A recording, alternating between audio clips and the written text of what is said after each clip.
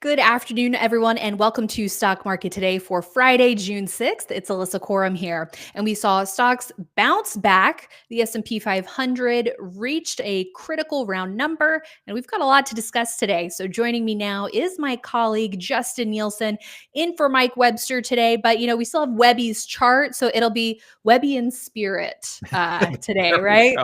That's exactly what I was thinking. So yeah, we'll cover a few stocks, including Shopify, which I do have a position in that. We'll also take a look at Cisco. When was the last time we looked at Cisco as a potential buy opportunity? So we'll do some history there. It's like party like it's 1999 right now. And then we'll also finish up with Interactive Broker, and I do have a position in that one as well. Maybe a couple bonus stocks. Yeah. Oh, I like that tease there. We'll tease people so they keep watching. Yeah, some honorable mentions, at least one. Maybe we'll see how we're feeling. Yeah. All right, we'll get to those stocks, but first, let's take a look at the major indexes. We'll kick things off with a look at the NASDAQ since that led on the upside today in terms of your main three major indexes with a gain of 1.2% in Friday's session, bouncing back. We also had the S&P 500 up 1% on the day and closing just above 6,000. So that's definitely a milestone worth mentioning there. The Dow also up a little more than 0.1% today, getting back above that 200-day line. And then the Russell 2000 led in terms of percentage here. When you include that, sometimes, we're so focused on the NASDAQ and S&P 500. It's Right. almost like the Dow and the Russell are the honorable mentions for the major indexes, but the Russell with a gain of 1.6% today, getting above a range. Let's start with your thoughts on the NASDAQ, Justin. Yeah, and as far as the Russell goes, I mean, hey, talk to me once you get back above your 200-day moving average line, and then we'll push you top billing. But yeah, the NASDAQ, look, yesterday was an ugly day. Whenever you get downside reversals, those are not things you want to ignore. It doesn't mean that you have to go get your canned goods and go into the bunker, but it is something that you should pay attention because a lot of times short-term weakness follows. That's just, it tells you that the seller's got the upper hand, and usually it is followed by more selling. Now, in this case, that's not what we got. We actually got some pretty tight action. In the case of the NASDAQ, we actually remained inside the previous day. And not only that, but all of the action was in the upper half of yesterday's range. So that's pretty good. Now, in market school, we use a downside reversal as one of our sell signals, but you also have, again, we're doing a balancing act here. On the downside, you had that downside reversal. That's bad. But we're in a power trend, and today's action is not bad. We're still trending well above that 21-day moving average line. And one of the things that we look at that kind of counterbalances a downside reversal is if you can get back above the high of the downside reversal. That kind of tells you, hey, buyers are back in control. And while we didn't accomplish that today on the NASDAQ, we got close. And we did accomplish that for the S&P 500. So I think it's notable that it did do that for the S&P 500. And not only that, but we got to that 6,000 level. So, things are looking a lot stronger in the market. And another thing too, very tight action today. You looked at the wide spread of yesterday, very tight action. It kind of tells you a lot of price discovery yesterday, uncertainty. Today, folks were a little bit more okay with where things were at. The buyers and sellers finding a little bit of equilibrium. And this is where sometimes we also lean on the true range for a closing range as opposed to the just straight closing range. So if you looked at the closing range today, it was about in the midpoint, about 57%. But if you looked at the true range, you were closer into 79% for the NASDAQ and the S&P 500. And I mean, the Russell 2000, again, we'll mention it, honorable mention. That was up there for both. It closed at the peak. So no matter how you look at it, it was a strong day for the Russell. Yeah. And I really like how it got above its recent trading range over the last couple of weeks. So continuing to make progress and getting closer to that 200-day line. So we'll have to see how it acts around that level. And let's go to the Dow, just quickly touching on blue chips. Yeah. And look, the thing about the last few weeks is that this little pause in the markets really kind of caused a lot of handles in our individual stocks. And that's a good thing. It gives you new opportunities. So the Dow Mhm. Jones Industrial Average, again, we're right there, kind of about to cross that level at 42,800 and 40, let's call it. We're right in that range. And so it's a good place to be, especially when you have the leading indexes, the NASDAQ and S&P 500 trending so nicely above the 21-day moving average line. And that's kind of what I'm leaning on right now. Absolutely. And let's zoom out and get the weekly perspective. We will give the candlestick analysis a little bit later on in the show. But just to look at the weekly charts here, you can see quite a strong week, even with all the drama, Yeah. Justin. The NASDAQ up 2.2% on the week, the S&P 500 up about 1.5%. That pause a little bit more noticeable there on the weekly chart. So, strong gains on a weekly basis, even if, whether it's intraday or day to day, we're getting a lot of volatility, which is something that the Yeah. team's been noticing. Yeah, there's a reason that Arnie Gutierrez, one of our colleagues, always talks weekly first. I mean, you take that step back and you're like, what's the issue? The chart looks beautiful. Why would you be concerned at all? And this is also kind of a reminder sometimes to take that step back. Mhm. Mike and I were talking during the day, and as we were kind of putting slides together, and he was looking at the weekly charts, he used some colorful language, but he was like, Yeah. how beautiful this is, and he's like, this is what happens when you step away from the intraday sometimes, Yes. that is so volatile and makes you kind of react very heavily. You take that step back, and the weekly charts really do look very Mhm. beautiful at this point. So I'm glad you threw that in there. Yeah, definitely. Because not only does it help you with your market perspective, but also for your individual stock holdings. Of course, Absolutely. as active traders, there are times where sell rules are triggered and we do need to take action. But looking at all the different time frames really gives you that added perspective. Couldn't have said it better myself. Okay. Well, next on our list, how about we take a look at the sector action this week, Justin? What do you Yeah, say? let's do it. Okay, so I will pull up a list And of I have, the it's up to you, because I noticed that you've been doing this a lot for Webby, and you do a great job. So you're welcome to do it for me as well. okay. Well, Depends on, please weigh in. We just, yeah, he likes to talk, so this is my little section where we can give his vocal cords a break. right, yeah, No. But yeah, I think there was some interesting action here. Financial stands out to me, so when we go there, we could talk. But we'll sort by what was up the least today. Materials. It's been a lagging area since the follow through day, and it continues to be. Real estate, basically just keeping pace with the S&P 500 in recent weeks. Consumer staples, seeing that easing this week. That is one of your classic defensive areas. So we don't mind seeing hmm this underperforming. Utilities is a little bit of a mix because historically defensive, more recently with a little bit of that AI flair to it. So something that we're keeping an eye on and trying to find the leaders within this. I mean that goes with any sector, right? You're looking yeah, for the leaders.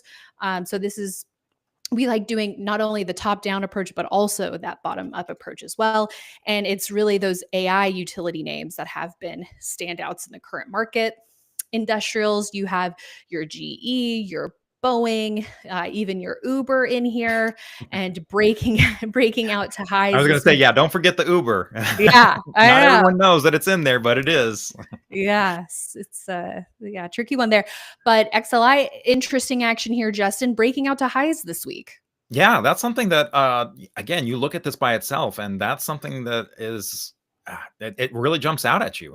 Like a lot of the market indexes, like a lot of stocks that we saw breaking out of their handles, that's exactly what's happening here with XLI. And look, I don't mind a little bit of weakness in your utilities, your staples, and real estate. And Exactly. as you said, Yeah. I like that. Okay, if you're gonna have those at the bottom, and even some of those don't look that bad, but Mhm, you mhm. like that the outperformance is coming from other areas. No doubt. XLK, tech sector, a lot of interesting action underneath the surface this week in the technology sector, but breaking out this week of a cup with handle. You take that step back to the weekly. So speaking of breakout for technology, Justin. Yeah, and again, this looks a lot like how the major indexes look. So we kind of like when tech is leading. That's kind of letting us know it's the growth stocks. It's the areas that we like, that we find most favorable, that have the most innovation a lot of times. Mhm. So it's kind of nice to see that. Yeah. And look at this. We're now just 2% off the highs. So Hmm. we're getting close there. Wouldn't take much. Okay, healthcare looks like it had an okay day today, but again, just relatively keeping pace with the S&P 500 in recent weeks. And then if you take that zoom back step, this has been an area that has underperformed for quite a while. UNH might have a It big is, weighting yeah. in here, I A assume, big weighting, and and we know that's been UNH, struggling. not only that stock, but it kind of dragged some others down with it. So Yeah, exactly. But this is an area where you can get some medical sector names coming through the screens that are mhm. that are quality. Okay, financials. This was an interesting move in my view today when I saw this. Justin, XLF up 1.3%, clearing a potential entry. We are going to be taking a look at a financial name or two today. Yeah, that one stuck out to me. And I also take a look at RSPF. Each of these sector spider Mm. funds actually has an equal weighted version. A lot of times you just put in RSP and the letter that you would think, Yeah, and a lot of times that's what it is. Instead of great. XLV, it's RSPH for healthcare, for Okay, instance. that one's a little different. Yeah, so there's a few that are a little different, and just getting back to the financials, RSPF, this was actually one of the top sectors. So the equal weighted, so that tells you that it's not just some of the The big heavyweights. ones. And in this case, actually, Berkshire Hathaway, BRKB, is the B shares. That hasn't been looking great, and that's been kind of dragging the financials down. And it's a heavyweight in XLF. So Mhm. RSPF is telling me kind of a different story here about, maybe a little bit more strength and kind of taking some of that Berkshire out of there. Yeah, I love that. All right. XLY, consumer discretionary. Your biggies in here are Tesla and Amazon. And we know it was a wild week for Tesla. But for Amazon, we did have a potential actionable entry between Thursday and Friday, Justin. So joining the mega cap party along with your Meta, which broke out earlier Mhm. in the week, and Microsoft clearing a long trading range by the end of the week. Yeah, and except for Meta, that was kind of my little party like it's 1999 joke, because between Cisco, Amazon, Microsoft, these were your stocks of 1999. And again, it's interesting how not only are they still around, but thriving. Yeah, well said. Sorry, I stole your thunder there a little bit. Not at Didn't all. mean to. And here's a look at XLC Communication Services. So showing that breakout action there as well. And then energy led on the day on Friday, but it's also been an area that has underperformed for quite a while. And maybe a couple of leaders here and there that we've touched on, but we really haven't covered a whole lot of energy stocks as of late, unless you consider the AI utility Right, power right, generation exactly. stocks, Yeah. the If energy you consider stocks. the GE Vernova, Yeah. being in energy, that's Right. maybe we're covering it in that regard. Yeah. And I do have a position in GEV, but there are a few that are looking very different. EXE is another one, and EQT.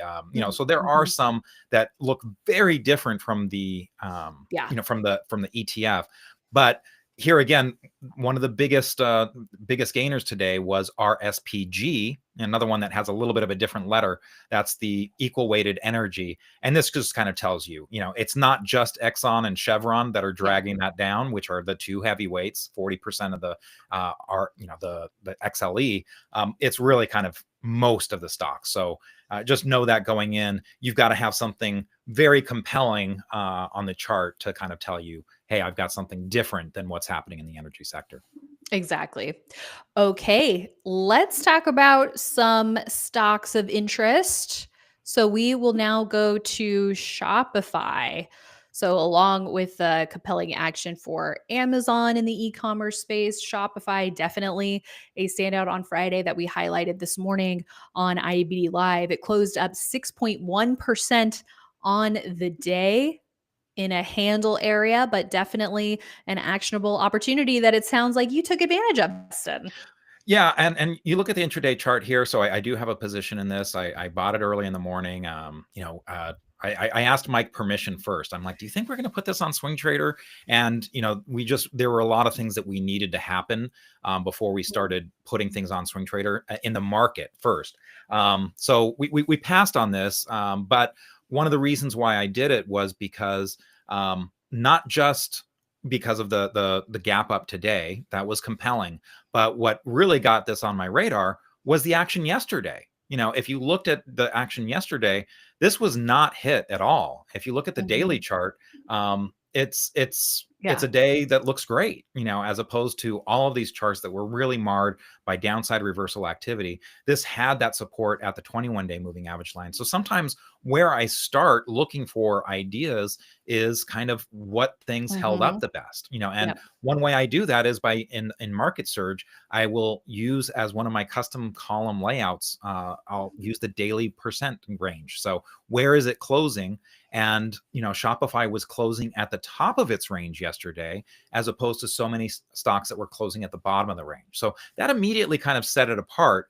And then when it gapped up today and it looked actionable, because now it's a bounce from the 21-day moving average line, it's crossing a downtrend. So you're just checking off box after box after box. So it's some of that preparation work that you do ahead of time, identifying what bucked the trend, and then can it continue if there's strength in the market. And then you really have the wind, the wind at your sails, the wind at your back. So I feel like that's what happened with Shopify. And so, actionable. Now you have to be careful depending on your time frame. If you're a position trader, look, you can still wait for that 112.38 buy point, the classic handle here. And again, an example of a lot of handles that got formed over the last few weeks as the markets were correcting. But you've got that, going for you. You've got a nice relative strength line. And look, this has strong earnings, very consistent, EPS rating of 95. The earnings line has just, been in a solid uptrend. The earning stability is kind of all over the place, because it's, when you look at a 3-year or 5-year, hey, we still have some ugliness that it's recovering from. But if you kind of scroll down to the quarterly and sales numbers, we've got some very solid numbers. It came from negative numbers. That's what those hashtags are early on for the earnings. So it was coming from some negative numbers on the earnings per share. But then you had some really strong numbers. And even though it's, come down from triple digit, it's still pretty solid at 25% most recently for the earnings, and 27% for the revenue. And look, that's not a small number when you're talking about $2 billion per quarter. So really good look in a lot of ways for this stock.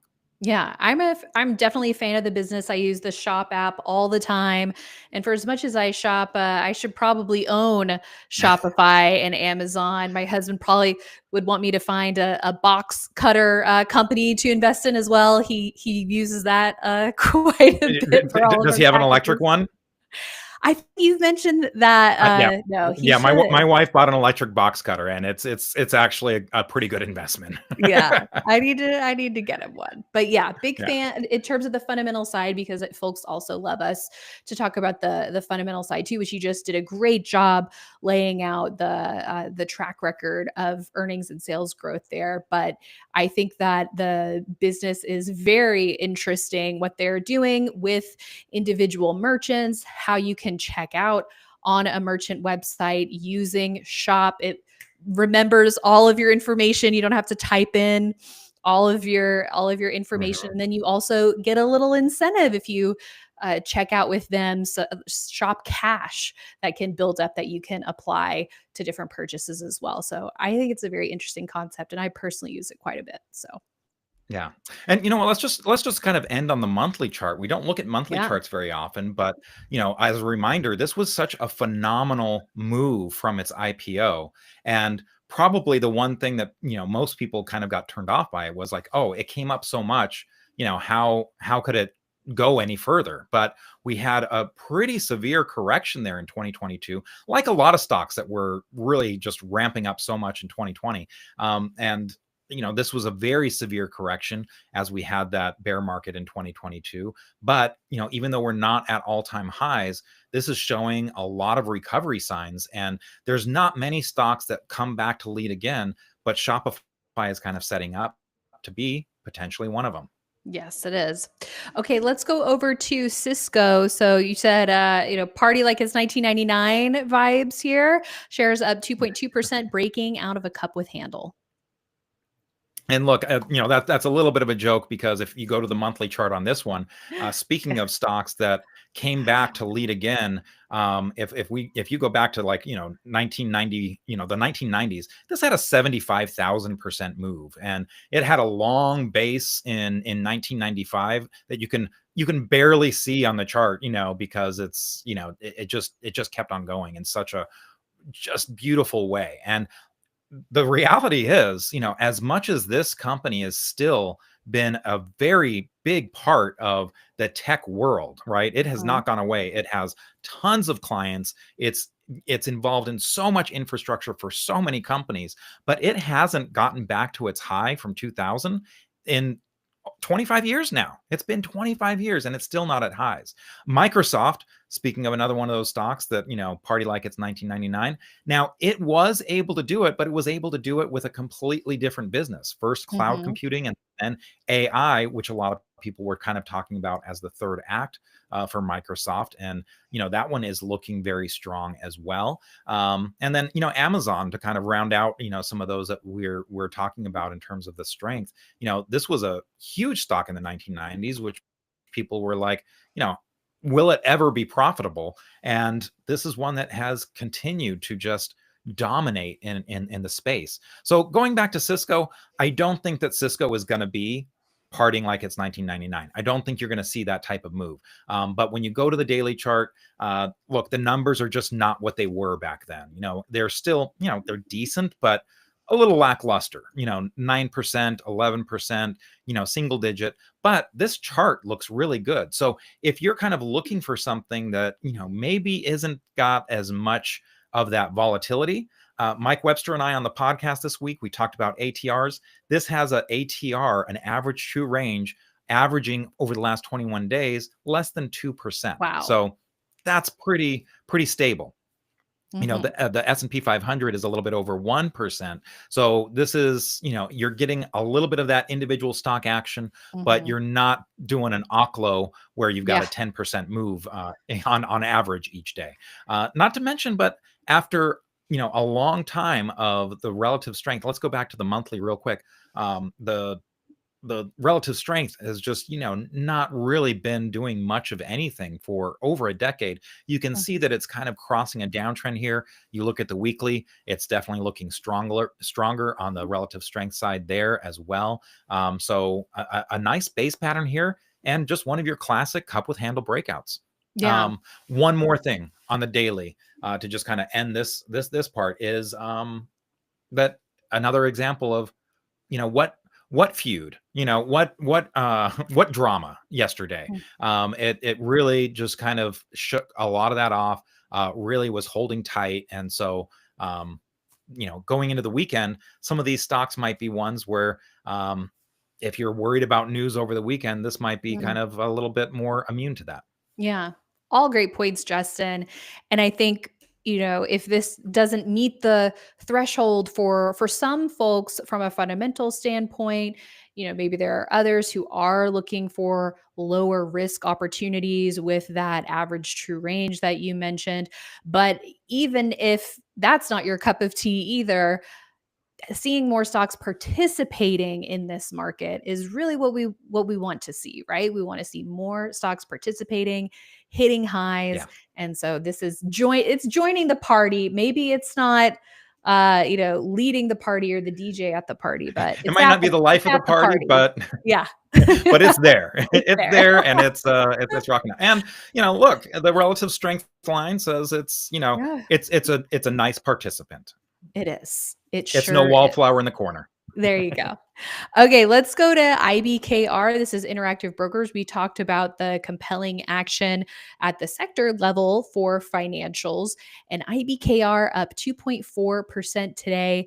What tight action the stock has seen in recent days, and now popping up, clearing an entry, and you guys added this to Swing Trader.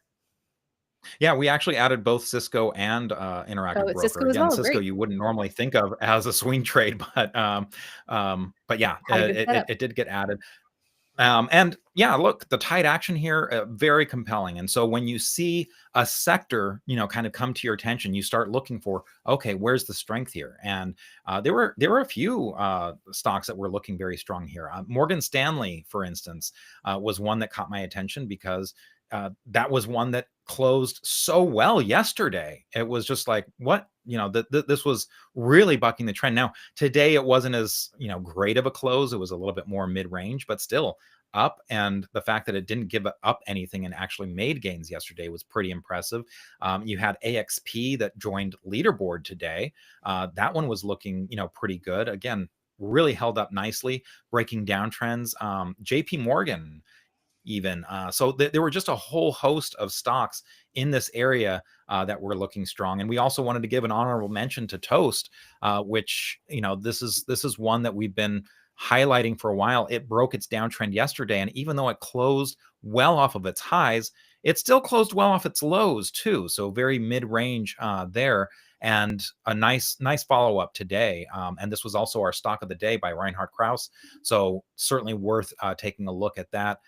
This also goes to a lot of the retail restaurant strength that we've been seeing, whether it's in a Brinker, Eat, or Cake, or Texas Roadhouse. It's nice to see, oh, okay, you've got these restaurants that are doing well, and Toast is kind of on the support side for that. And same thing with Interactive Broker. I mean, when you have a bull market, you expect that brokerage firms are potentially going to be doing well with that, including exchanges too. So a lot of things in the finance sector that were looking interesting today, and Interactive Brokers was just one of them.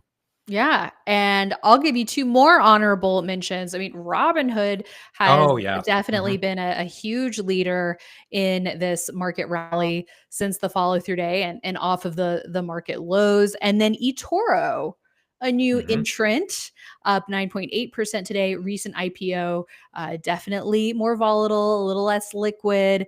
So not for the faint of heart here. But yeah, a lot of interesting stuff happening in the financial sector. Yeah, absolutely. Okay, I think now it's time for Webby's charts. What do you think? Yeah, let's do it. Okay, so we are going to take. We're going to see if we can do it without him, right? Yeah. We're going to take a step back and look at some weekly candles, starting with SPY. So you said earlier, Webby was saying the weekly charts look really flippin' beautiful.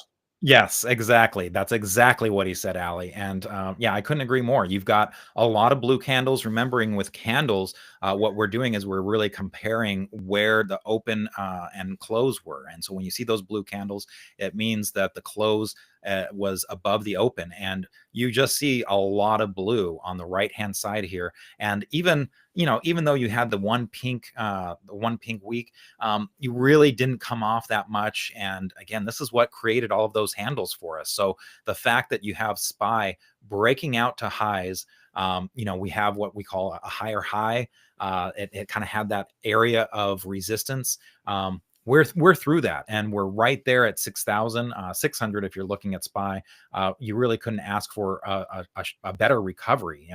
It's awfully V-shaped, so unusual in that regard. But sometimes one of the things I really like about a V is if it can provide you that handle. And so this was kind of exactly what I wanted to see. Yeah. So far, so good. Yes. And here's a look at the NASDAQ composite on the weekly, a great looking weekly bar here. Yeah, same thing.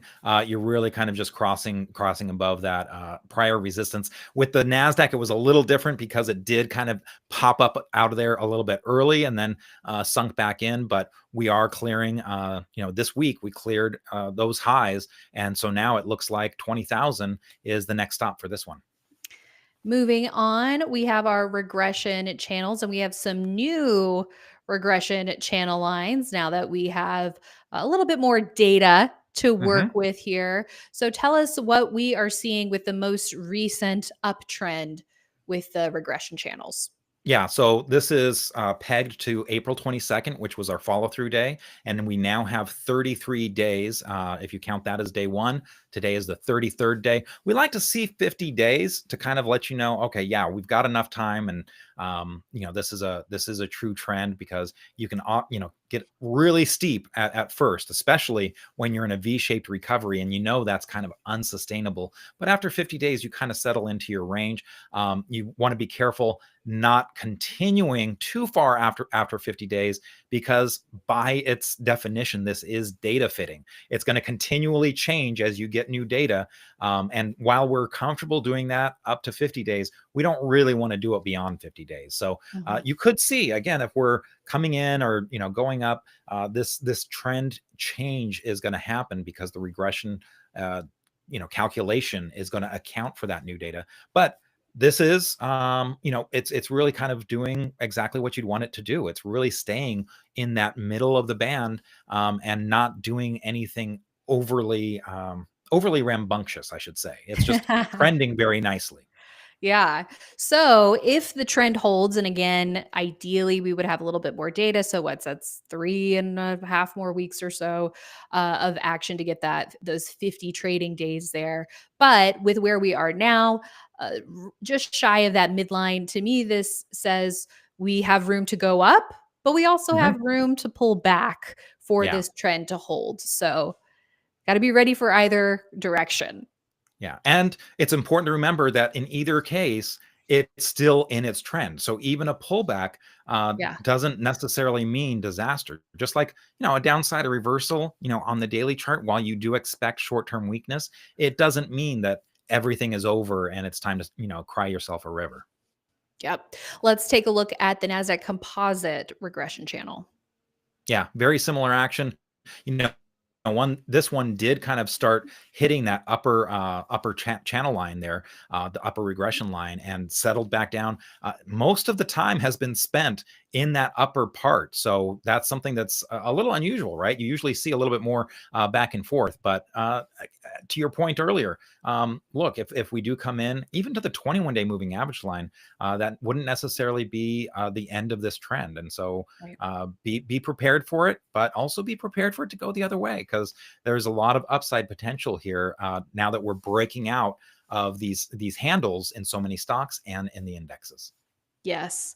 Next on the list, here's a look at our 50% retracement. So we are looking at SPY and the prior highs going back to the February timeframe and then down to the April lows. We are still well above the 50% mark. We're in the northern hemisphere, as Yes. Webby likes to say. Yeah. And look, no matter how you look at it, I mean, you could have taken even, the regression channel. I mean, not the regression, the 50-day retracement from this handle area. We're breaking out of that area. So no matter how you slice it, the retracement has really been. We didn't even come down and test it. We certainly could have, but this market's been so strong that it's held above that 21-day moving average line. I think just really speaks highly of how strong the indexes are acting. And in terms of, a little bit of a lesson, if you rewind to where we were just shortly after the follow through day, because we were using these levels from the highs to the lows, obviously, in the April timeframe. Look at where that 50% level coincides. That was just a couple of days after the follow through day, coincided with the S&P getting back above that 21-day moving average. So that was we were seeing multiple signals, right, of an improving market. Yeah. And even this is why, we had a little bit of caution on that very strong day on April 9th when, it's up tremendously. The NASDAQ is up 12%. This is huge. Why aren't you buying? Well, look, we could come in, and we did. So it was really waiting for that follow through day, gave us a little bit more of a chance to not get shaken out on such a big day like we had on April 9th. And, not only that, but then we steadily just started checking off all of those boxes Yeah. that you and Webby have been talking about for weeks now. Oh, the market's done this. It's gotten the follow through day. It's gotten above the 21 day, the 200 day. The 21 is trended above the 50 day. We got our power trend. So now it just seems like a matter of time before we start challenging those old highs. Yeah, continuing to check off those boxes slowly but surely. And a very similar look here to that 50% mark here for the NASDAQ composite. Yes, absolutely. Yeah, nothing really to add here. It's doing everything right. Yes. Okay, here's our levels chart for the S&P. So we've talked about 600 for SPY, 6,000 for the S&P 500 for a while, and so we are right there. We're right at that level. It seems like the next level on this chart is at that 609 area. Yeah, and so that's really kind of from your December highs. Things did get a little rough after December 18th. There was the Fed day, DeepSeek, all of this stuff that was kind of causing that choppy action. So, Mhm. we're using kind of that December high because even though we poked above it briefly in February, you can see how we tested that. Yeah. That December high, we tested that in January, right before DeepSeek happened, and so you only had a few days that were up above it, and before you came right back down. So that level seems like an important level of resistance that we got to watch. But even before that, we've got this 600 level that we're right at. And you can trace that back to not just the highs of where we're at right now, but this kind of goes back to the 600 level that we were hitting back in November. So you can kind of see how we were in that November timeframe, Mhm. hitting that level. We tested it again in December as we came up there and got turned away and did another test. So this does seem like an important area of resistance that we're going to have to surpass. Beyond that, we've got a couple extras in there with 591. This is on the downside now. Yeah. We're looking at that as kind of an area. Well, you've got the 591 from yesterday's low as kind of Mhm. one stop, and then also you've got the 583, which is from the low of May 30th. So those are some areas that we're watching, and you can see as you draw that line to the left, there are some kind of important areas, that look back, especially that May 30th low.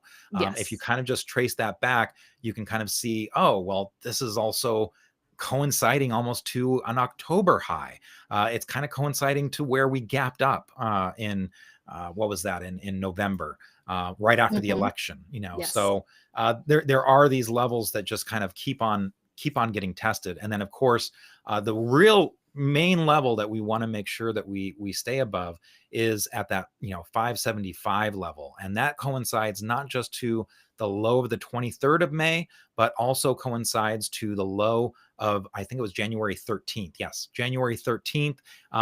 And not only that, but the highs kind of around, what was that in uh, September, October, time period. So again, a lot of these levels are not just from recent, but also you can see how they are important levels from elsewhere as well.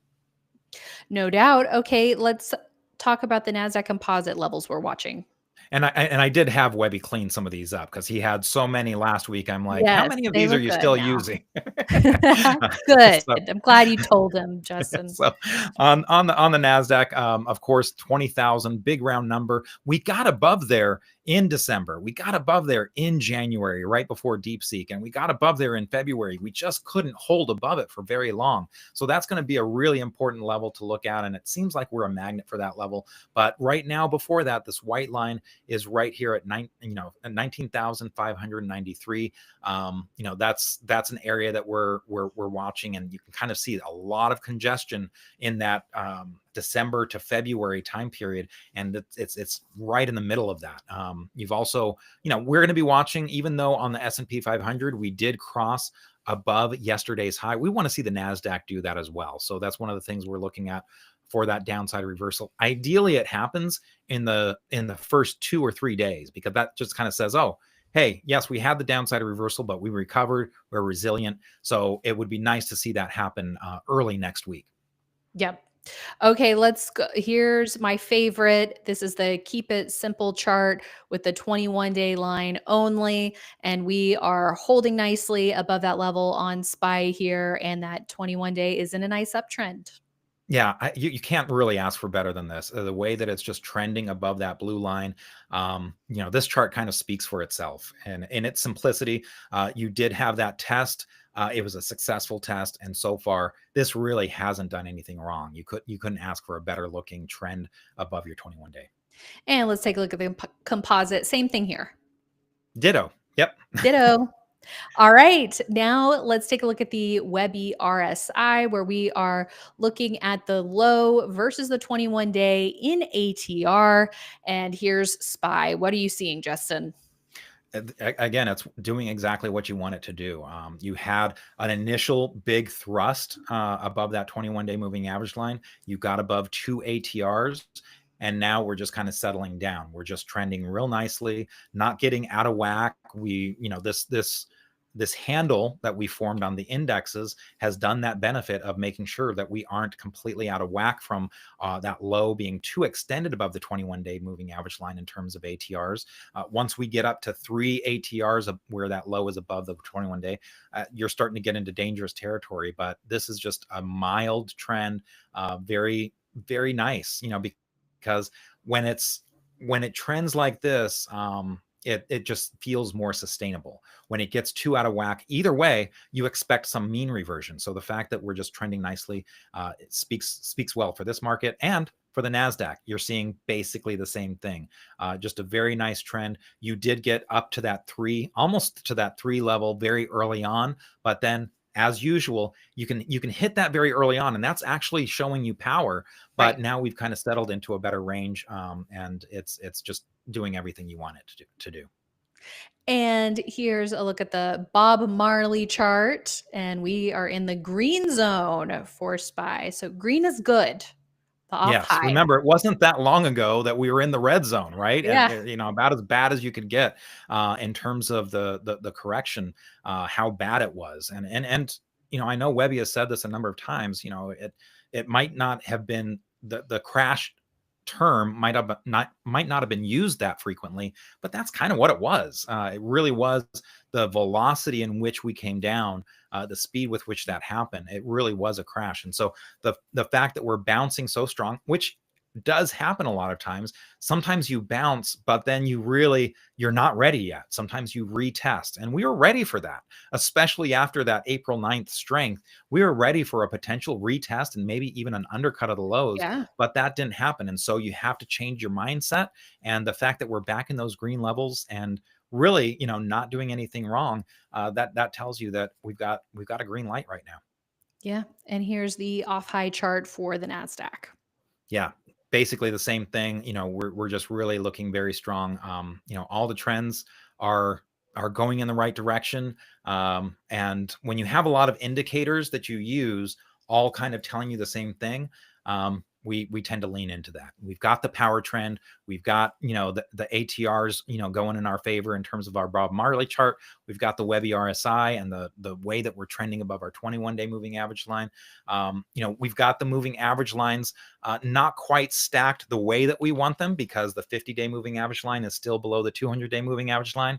But you can see very easily that just, kind of thinking it through, if we do stay up at this level, that's going to turn, fairly quickly. So everything is really kind of going in favor. And look, after a bear market, the reminder is that that's where a lot of the strength initially comes. And so if you can position yourself in the leaders, you're doing yourself a big favor, because then you can really ride your portfolio to, potentially some great highs.